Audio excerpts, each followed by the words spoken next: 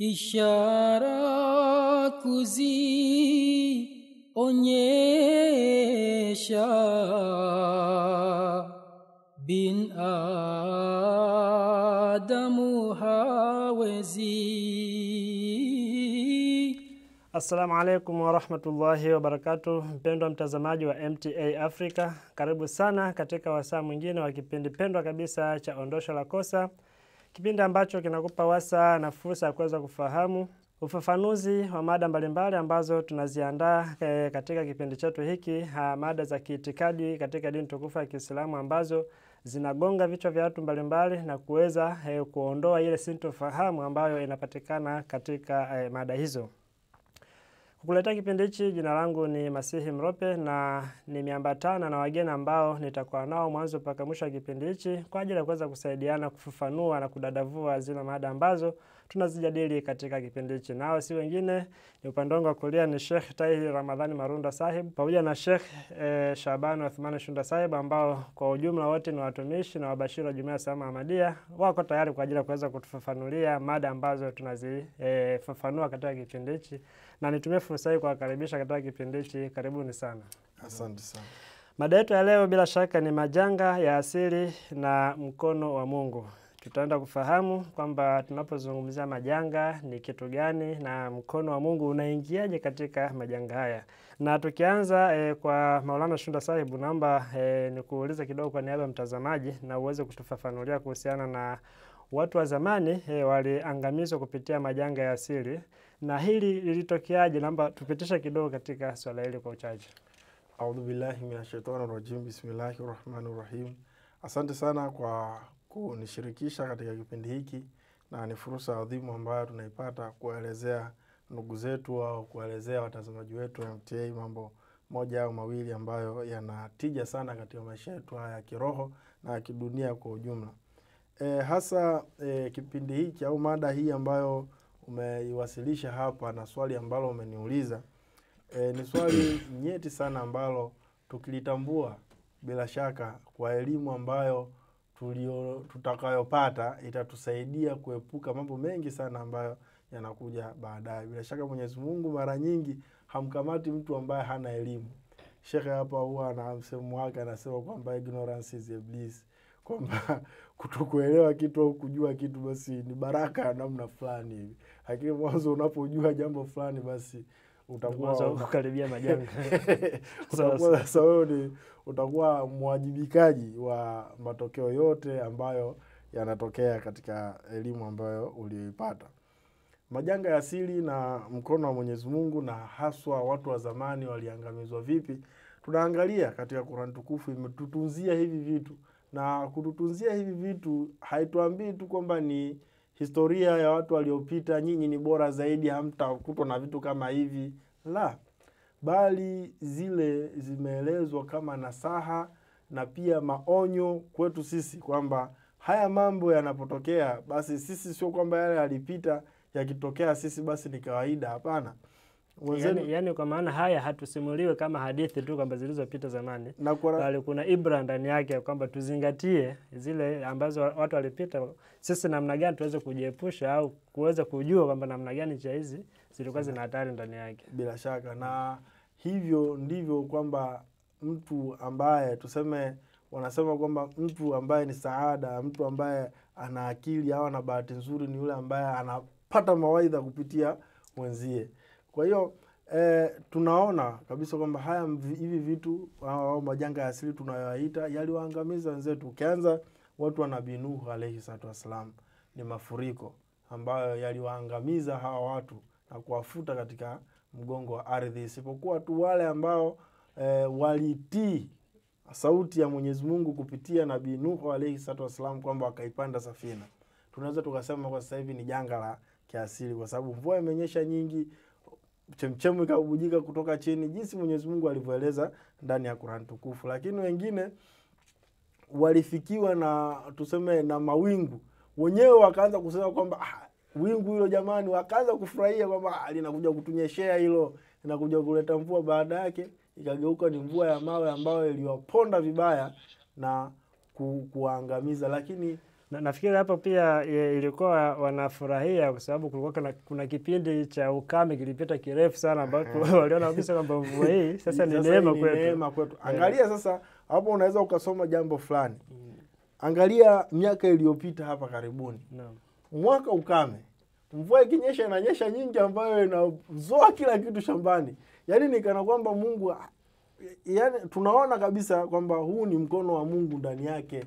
Kwamba tukivuna mvua ikinyesha inanyesha zaidi, tukilima mvua haiji kabisa. Yaani hatukawahi, yaani unakuta miaka na miaka hamjawahi kupata mazao kwa namna nzuri mkafurahia kwamba bwana at least kwamba tumepata chochote. Kwa hiyo yale alikuwa ni masomo na tunayapitia kwamba ni jinsi gani Mwenyezi Mungu ameeleza ili sisi tupate somo. Lakini pia tunaona kabisa kwamba wapo ambao waliangamizwa kwa upepo mkali, wengine walikuwa tu wamelala majumbani mwao, wamejenga nyumba vizuri, walikuwa wakati wa mchana wamestarehe, pita kimbunga ambacho kimeangusha kila kitu na kuwapondea ndani hivyo hivyo. Kwa hiyo tunaangalia hizo historia za manabii na sisi tunapata funzo ndani yetu. Tukija kwa Mtume sallallahu alayhi wasallam, inasema kwamba kawaida yake ilikuwa ni kwamba akiona wingu la mvua linakuja linasogelea Madina, alikuwa hakai chini. Lazima asimame mpaka hiyo ahakikishe kwamba hiyo mvua imenyesha mpaka imeacha. Na alikuwa anasema kabisa kwamba wenzenu waliangamizwa namna hii, kwamba mvua inakuja wao wanafurahia. Lakini yeye alikuwa hafurahii hata kwa namna moja, kwamba huenda ndani yake ni neema ndio, lakini ndani yake huenda kuna adhabu. Lakini pia Mtume sallallahu alaihi wasallam alikuwa akisikia sauti yoyote ile, upande wa watu wa Madina walikuwa wanamkuta huko na alikuwa anambia msiofu bwana, ni jambo tu fulani, ni upepo umepita. Kwa hiyo yeye alikuwa makini sana. Haya ambayo tunaita majanga ya asili, lakini yeye alikuwa anasimama na kumwomba Mwenyezi Mungu kwamba kama ni mvua basi mvua inyeshe ya kheri, kama ni ukame umekuja basi iwe kheri kwetu. Nadhani Sheikh Saibu ataendelea kueleza yenye faida zaidi. Labda kwa kuongezea tu hapo, tufahamu na kutambua ya kwamba Mwenyezi Mungu ameumba ulimwengu na akaweka kanuni ambazo katika lugha kawaida tunaita kanuni za maumbile, laws of nature.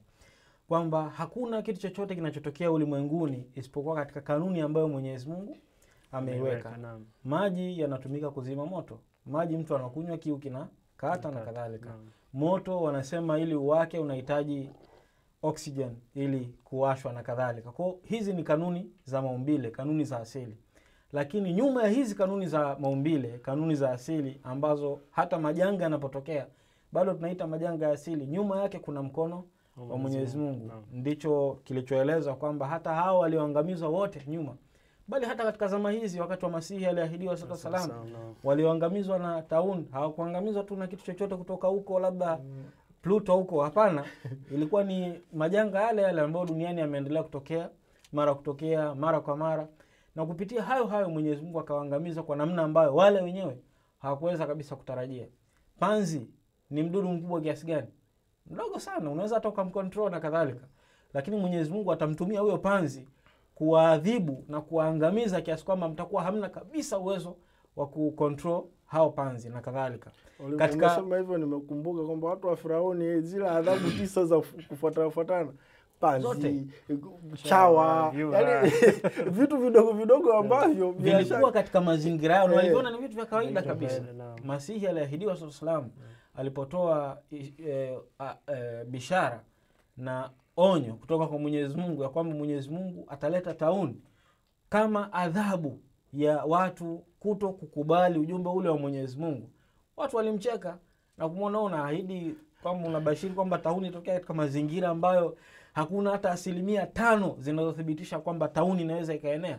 Unazungumza nini? Bila shaka hapo pia tunaona kwamba kuna ishara miongoni mwa ishara ambazo zinapatikana hasa kwa manabii wanapotangaza ishara fulani kwamba itatokea jambo fulani. Alieleza kisa cha Nabii Nuhu. Kwa maana jua linawaka kali kabisa. Hakuna hata dalili ya kwamba kutatokea mvua, lakini watu walikuwa wanampita huko wanacheka.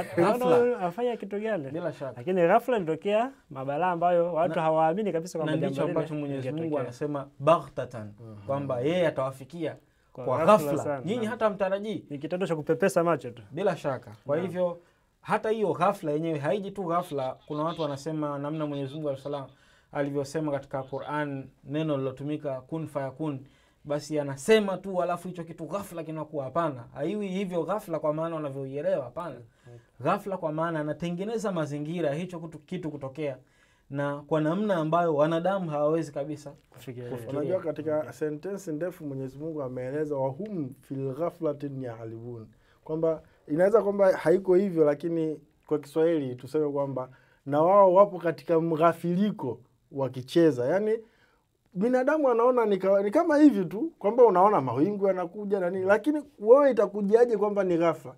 Ni wewe mwenyewe ulikuwa umeghafilika kwamba kumbe nyumba yangu inavuja, niongeweka kabati tu hapa ingekuwa tu tayari. Lakini dalili za mvua ulishaziona tayari. Lakini kwa sababu umeghafilika, unaona ni kawaida tu, haipo kule, kitu cha kawaida. Kawaida tu. Okay. Umeona? Kwa hiyo ndio hiyo bagtatani ambayo ulikuwa unasema. Na mnaweza kuendelea. Asante sana. Bila shaka ni mada ambayo watazamaji wanaendelea kunufaika na tunafafanua kwa kina zaidi, lakini tunaona kwamba majanga haya yanaendelea kutokea hadi leo hii, na watu wanatoa visingizio mbalimbali kwamba ni majanga ya asili, sijui ukame na nini, hali ya hewa. Sasa je, katika hali hii ambayo inaendelea mpaka leo hii, hakuna mkono wote wa Mungu ndani yake? Ngoja kwanza bwana Sheikh, ngoja kwanza nijibu, tuseme niongezee pale ili tuelewe vizuri kwa hali halisi ya sasa hivi. Kwa sababu tunaambia watu kwamba labda ni mifano iliyopita na vitu kama hivyo, anaweza watu wasielewe. Hadhrat Khalifatul Masih wa 5 ayyadahullah ta'ala binasir aziz, tokea miaka 2010 na huko au nyuma ya hapo, alikuwa anauambia ulimwengu kwamba tunaelekea katika vita ya 3 ya dunia. Hali zinaonyesha, hali zenu zinaonyesha, hali zinaonyesha kwamba tunaelekea katika vita ya 3 ya dunia. Amehubiri kuhusu justice, yani usawa, uadilifu na vitu kama hivi. Watu walikuwa wanasemaje? Walikuwa wanasema kwamba hakuna hizo dalili, vitu ambavyo havipo. Yaani itatokeaje? Watu wote tayari tuko kwenye mikataba ya amani, watu tuko kwenye hivi. Sasa hivi hali niko vipi? Kila mtu anasema kwamba kweli bwana. Yaani miaka iliyopita alikuwa anasema kweli jamani, kile tunachoambiwa kinaenda kutokea. Sasa hivi wanasema jamani, tumeshafika sasa kwenye akili. Je, huu sio mghafiriko kwamba mtu alikuwa anatuambia miaka hiyo yote, tunabuhuzika tu, tunakuja mpaka tumeingia sasa kwenye kisima chenyewe. Kwa hiyo hii ndio hali halisi ya mwanadamu anavyokuwa.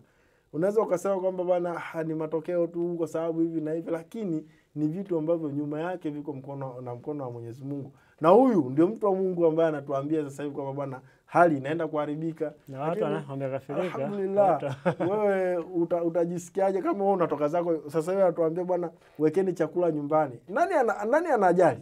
Nani anajali? Si unaenda kununua tu chakula kwa mangi pale, unarudi siku sasa hata mguu utaki kutoka kwenda kwa mangi, ndio utajua kabisa kwamba muhimu wa jambo leo nimechelewa. Uliambiwa miaka iliyopita. Sasa hivi sasa utaonekana kama ni ghafla. Kwamba sababu amesema miaka 2010 na Khalifatul Masih wa 5 amekuwa khalifa mwaka 2003. Na tangu amekuwa khalifa mpaka sasa, kila sehemu anakoenda, kila kiongozi wa dunia anayekutana naye anawaeleza juu ya hili jambo na kuwahubiri kwamba wafanye jitihada kwa namna yoyote wawezayo, na ipo ndani ya uwezo wao, ya kwamba wasiipeleke dunia katika shimo la maangamizi, shimo hili la maangamizi ambayo athari yake haitabakia kwao tu, bali itabakia kwa vizazi na vizazi na vizazi vijavyo, ambao baadaye watakuja kutulaumu sisi wa wakati huu kwamba tulikuwa na uwezo na nafasi lakini hatukufanya jitihada yoyote ya kuzuia hayo. Nirudi kwenye swali lako ambalo umeuliza kwamba mkono wa Mwenyezi Mungu unaingiaje katika majanga ya sasa hivi. Tufahamu ya kwamba katika Qur'an Mwenyezi Mungu ameeleza ya kwamba Mwenyezi Mungu ameumba uhai na umauti liyabluwakum ayyukum ahsanu amala, ili atujaribu nani miongoni mwetu ni mbora katika matendo.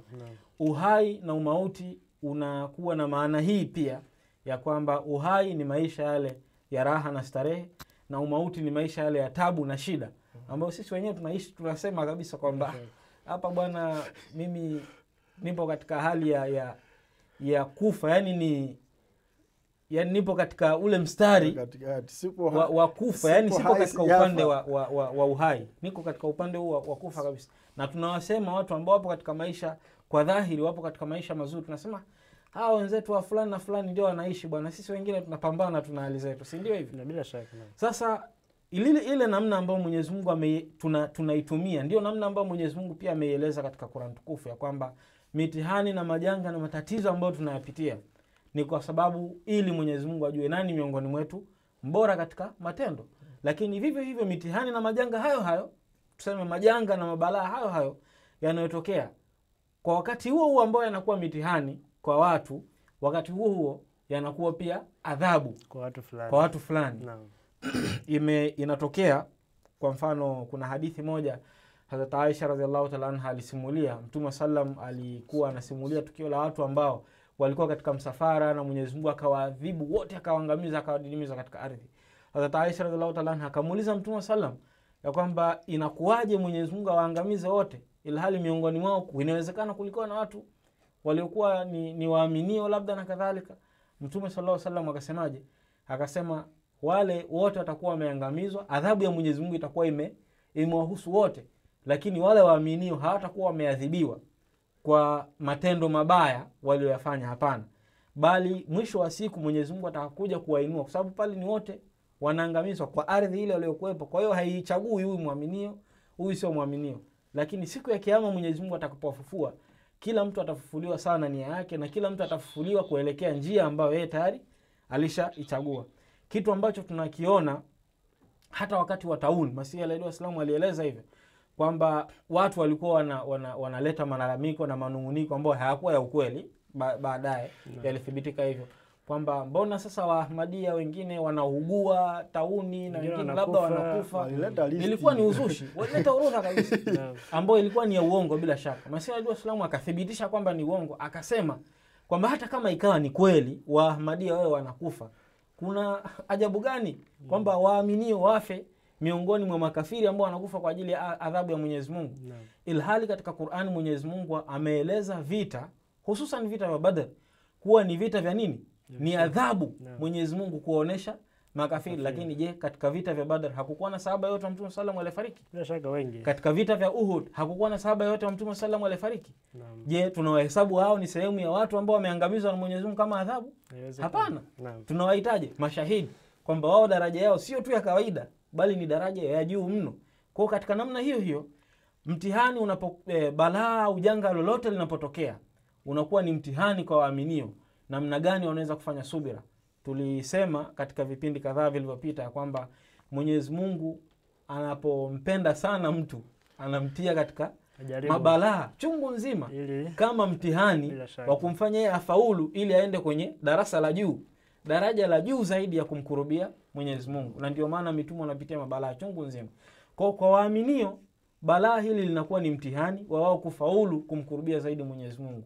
Na kwa wale ambao sio waaminio, balaa hili linakuwa ni adhabu kuwakumbusha warejee kwa Mwenyezi Mungu ili wapate ibra na kuweza kurejea kwa Mwenyezi Mungu. Bila shaka Hazrat Khalifatul Masih Allahu Ta'ala bin Nasr Aziz kila mara huwa anatukumbusha ya kwamba lilitokea janga la corona miaka kadhaa iliyopita, yanaendelea kutokea majanga mbalimbali chungu nzima duniani.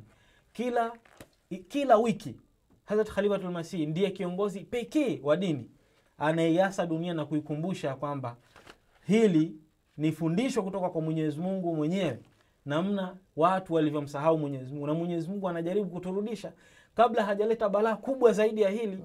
Kwa hiyo badala ya watu kurejea kwa Mwenyezi Mungu, wanachukulia kama hivi unavyosema kwamba ni majanga ya asili. Baadaye wanasema ni ghafla. Baadaye watakuja watasema kwamba walighafilika, ilhali Mwenyezi Mungu anaendelea kuwakumbusha mara kwa mara kwamba warudi kwa Mwenyezi Mungu. Ameeleza katika Qur'an tukufu sanjari kabisa na maelezo haya Hadhrat Khalifatul Masih Yadahullah Ta'ala bin Nasr Azina, anasema kwamba wama nursilu bil ayati illa takhwifa, kwamba anasema lakini na hatuipeleki ishara ila kwa kuhadharisha. Kwamba takhwifa maana yake kwamba watu wapate hofu, watu wapate kuamka, kwamba ishara zote, mabalaa yote, majanga yote yanayokuja katika hii dunia ni kuwafanya watu wakumbuke kitu fulani, ni kuwapata watu washike mawaidha. Na bila shaka kwamba utakapowekewa kizingiti kimoja ukakiruka, ukaendelea tu ukimbia kichwa juu, mwisho utakutana na risasi bila shaka ambayo itakukata kichwa kabisa. Kwa hiyo tutaposoma, tutapopata hofu kwamba Bwana Mwenyezi Mungu kweli yupo, tunayoelezwa yapo, yanatokea na yana athari kwetu, basi inaweza tukapata mabadiliko ndani yetu ambayo yatamridhisha Mungu vizuri. Corona ilikuwa kweli ni balaa, na ni janga kubwa sana. Watu wameingia kwenye corona, wamepoteza maisha, wakaenda. Watu wameingia kwenye corona, wameharibikiwa kabisa katika maisha yao. Lakini wapo walioingia kwenye corona, wakarudi wakiwa watu wazuri sana, wenye fikra njema zaidi ya kuisaidia dunia, kwa kujua kabisa kwamba kweli, kwa yakini, ipo siku hata maji ambayo umezoea kuyaoga utayakosa. Bila shaka. Asante sana, na nimekumbuka kuna hadithi moja ya Mtume mtukufu sallallahu alaihi wasallam wakati anasisitiza namna gani tunatakiwa tuishi katika jamii ili kuondoa mabalaa au majanga ambayo yanaweza kutukumba. Alitoa mfano wa wale ambao wanasafiri katika safina. Kwamba kuna wengine hapo chini, wengine wako juu. Wale wa chini wakiwa na shida yote lazima waulize wenzao wa juu. Lakini kama watasema kwamba hao wa juu tutawasumbua tu, kuja tutoboe tu ile safina tupate maji ya chini, bila shaka kile chombo kikizama hata wale wa juu hatasalimika. Kwa hiyo jukumu la wale wa juu pia kuwakataza wa chini wasifanye ule uharibifu ili waweze kusalimika wote. Hivi ndivyo tunaweza tukapata namna ya kuweza kujikinga na mabalaa au na majanga ambayo yanaweza katokea ikawa ni onyo au ikawa ni fundisho kwa vizazi vingine ambavyo baadaye. Nimekumbuka kitu fulani. Unajua sasa hivi kwa dunia sasa hivi tunakoenda, hata kwetu Afrika ilikuwa ni nzuri sana kipindi hicho kwamba labda mtoto ni wa jamii. Ukifanya kosa huko utapigwa na mzee ambaye wewe hata hujawahi kumuona hata mara moja. Ni baba, yaani uelewi, utapigwa na mzee tu amekubomoa, amekuweka vizuri. Au ndio akapata ule usemi asiyefunzwa na mamaye na ulimwengu. Au mtu anakufuata kwamba bwana, ndugu yangu, unachokifanya sio kizuri. Sasa hivi tumeambukizwa magharibi fulani hivi kwamba wewe fanya, ni maisha yako, mimi napita njia yangu. Mama yako kakususia na ulimwengu pia unakususia. Sasa hii hatari ambayo, na ndio inapokuja hii hadithi ya Mtume sallallahu alaihi wasallam kwamba kama tunavumilia wenzetu wanaharibika, tunasema kwamba sisi hayatuhusu, itakuja fitina ambayo itatuswipe wote. Yaani wote tutakuja, kwa sababu pia sisi tuna majukumu ya kuwaonya wenzetu, ya kuwaambia wenzetu kwamba bwana, mnachokifanya hii dunia ni yetu wote. Mnachokifanya hapa likija balaa hapa sio wewe tu, hata mimi pia. Kwa hiyo ni ujumbe mzuri sana ambao. Asante sana. Sasa tukiendelea mbele katika kipindi chetu, labda nibaki kwako hapa hapo. Sasa katika hizi harakati ambazo tumezifafanua hapa, tunawezaje sasa kutambua kwamba huu ni mkono wa Mwenyezi Mungu? Bila shaka ni mahangaiko tunayopitia. Ni mahangaiko makubwa sana ambayo watu wameingia. Kwa sababu tunajua kabisa kwamba tumeshahakikisha kwamba hakuna janga lolote linaloikumba hii dunia isipokuwa ndani yake kuna mkono wa Mwenyezi Mungu. Mwenyezi Mungu anatoa somo, Mwenyezi Mungu anaongea kupitia amali na matukio yote ambayo yanatokea. Mtu unaweza ukadharau, mtu unaweza ukasema bwana, ni sawa tu, ni mambo ya kawaida. Hiyo ni yako, lakini kiukweli na uhalisia ni kwamba Mwenyezi Mungu anaongea. Niliwahi kufanya research fulani kwamba je, kabla ya tukio fulani ambalo labda lilileta maangamizi kwa watu, kuna ishara yoyote ya maonyo ambayo imekuja kabla? Bila shaka nikaona kwamba hata tu labda wengi wanaosimulia ajali za gari, wengi wanaosimulia labda ajali ambazo labda zilikula watu wengi, labda samahani kwa kusema hilo, lakini ni jambo la kujifunza pia. Wengi watakwambia bwana, dereva alilala kwanza, gari ikayumba, tukamuongelesha lakini hakusikia, mwisho akatumwaga, si ndio? Nilifika kituoni bwana, roho haitaki bwana, nikapanda meli, tulikuwa tumejaa sana, mwisho ikazama. Kwa hiyo Mwenyezi Mungu tayari alishatoa maonyo fulani mwanzo. Mwenyezi Mungu alishazungumza na watu mwanzo kwamba kama mna nguvu mnaweza mkazuia, kama mna nguvu unaweza ukajiokoa, lakini mwisho wake sasa ndio haya yote ambayo yanatokea, ambayo yanaleta mahangaiko makubwa. Pia hapo nimekumbuka kuna aya moja ya Qur'an tukufu, Mwenyezi Mungu anasema, na wala hatuadhibu mji wote isipokuwa tunatuma mwonyaji. Kwa maana adhabu haiji mpaka kwanza mtume atumwe. Ndio. Hii ni ishara kuonyesha kwamba Mwenyezi Mungu sio kwamba tu analeta majanga tu holela, bali lazima muwe na nini, na yakini kwamba jambo hili tulishakatazwa hapo mwanzoni. Hivyo hata wala waliopita kabla yetu walioangamizwa kwa sababu walikuwa wamekiuka ile mipaka ambayo Mwenyezi Mungu alikuwa ameiweka. Walituma manabii wakawaonya, wakawanasihi kufuata njia, akimisha siku wakapuuzia na wakadharau, Mwenyezi Mungu akaleta nini? Akaleta majanga. Ndio. Na kwa sababu hichi kipindi haswa kinahusu zama hizi, lazima tuliongee hili jambo. Said Ahmad alayhi salatu wasalam alipokuwa anaandika aina kamalati Islam, na ile sehemu ya pili ambayo ameiandika kwenye Kiarabu, aliandika na Mwenyezi Mungu alimwambia kwamba ndio unawaandikia wale mapir, mashekhe, masufi, wale wa hali ya juu kabisa, wasomi wa hali ya juu, lakini hawa watu hawataamini. Unachokiandika kwa ajili yao ni itimame hujja, kwamba hoja itimie kwao, wauelewe ukweli kwanza. Kwa sababu mtu anaangamizwa, kwa sababu nimetoa hapo mfano kwamba bwana ignorance is bliss, kwamba mtu anaangamizwa baada ya kupewa sasa ujumbe, kuambiwa kwamba bwana ukweli ndio huu. Umeona? Kwa hiyo Sayyid Ahmad alayhi salatu wasallam alipoandika kile kitabu na kuwathibitishia hoja, kwa hiyo baada ya hapo yaliyotokea ni yale ambayo alishawaambia mwanzo. Haikuwa ni kwamba ni kitu ambacho labda kwa bahati mbaya tu, bali kilikuwa tayari ishara ishatolewa mwanzoni kabisa. Na Mwenyezi Mungu alishaeleza kwamba Mwenyezi Mungu hatumi adhabu kwa watu wote wakiwa wanamuomba msamaha, wa hum yastaghfirun. Kwamba mtu akiwa anamuomba Mwenyezi Mungu msamaha ni wanyenyekevu, Mwenyezi Mungu hawezi kuletea adhabu. Mtu akiwa anamuomba Mwenyezi Mungu, bila shaka Mwenyezi Mungu hawezi kumpa adhabu. Ndipo maneno ambayo anamalizia Shunda Saib, na nawashukuru sana. Muda wetu si rafiki. Kwa kumalizia kwa sekunde chache labda. Naam, kwa sekunde chache sana. Namna ambayo tunaweza kumtambua Mwenyezi Mungu katika haya mabalaa na majanga na matatizo. Mwenyezi Mungu anasema amman yujibu al-mutarra idha da'ahu wa yakshifu as-su'a wa yaj'alukum khulafa al-ard, kwamba ni nani ilahum ma'a Allah, kwamba ni nani anayemjibu mutarra, yule mtu ambaye ameingia katika dhiki kiasi kwamba hana chaguo lingine. Na ndicho kinachotokea duniani sasa hivi.